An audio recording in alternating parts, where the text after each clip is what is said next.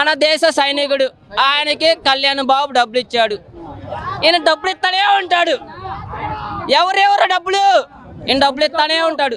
కానీ ఏంటంటే ఎనమాలన్నీ తోపులు. డబ్బులు ఇచ్చేవాళ్ళు అందరూ వేస్ట్ ఫెలోస్ అంటారు. ఇలా డబ్బులు ఇవ్వడం కాదు, కారు కింద తొక్కియాలి, కారు కింద తొక్కియాలి. అర్థమైందా?